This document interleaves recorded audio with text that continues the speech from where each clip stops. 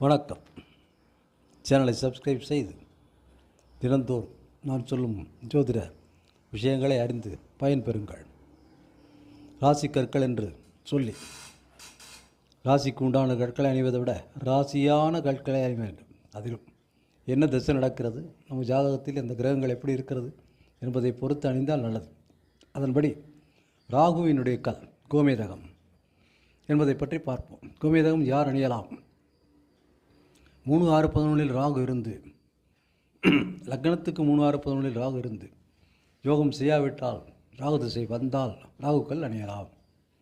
சந்திரனுக்கு கேந்திரத்தை, சந்திரனுக்கு 4ஆம் இடம், 7ஆம் இடம், 10ஆம் இடத்தில் இருந்து யோகம் செய்யாவிட்டால், ராகு திசை வந்தும் யோகம் இல்லை என்றால் அந்த கோமேதக கல்லை அணியலாம்.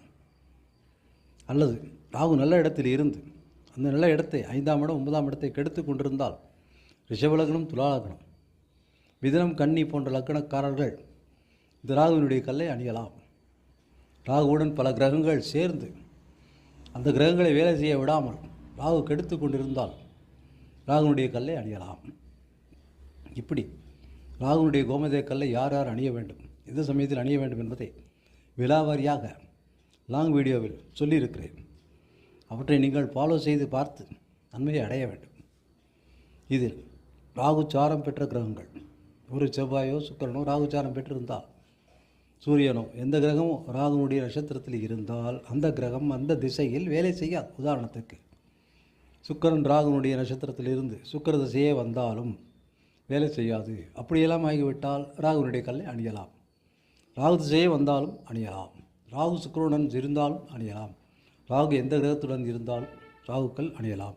ஆனால் ராகு நல்ல இடத்தில் இருக்க வேண்டும். அந்த நல்ல இடம் எது? லக்னத்துக்கு 3-6-11 சந்திரனுக்கு கேந்திரம். சந்திரன் கூட இருக்கக்கூடாது. சந்திரனோடு சேர்ந்து இருப்பது நல்லதில்லை. சந்திரனில் இருந்து 4ஆம் இடம், 7ஆம் இடம், 10ஆம் இடத்தில் இருந்தால் நன்மைகள் நிச்சயம் செய்யும். இதையெல்லாம் அறிந்து அணிந்து கொண்டால் நன்மை. இதை பற்றி விலாவாரியாக லாங் வீடியோவில் பார்ப்போம். அங்கு வந்து பாருங்கள். நீங்கள் முதலில் சேனலை சப்ஸ்கிரைப் செய்து ஆல் பட்டனை கிளிக் செய்து தொடர்ந்து கேட்டு பயன்பெறுங்கள். நன்றி, வணக்கம்.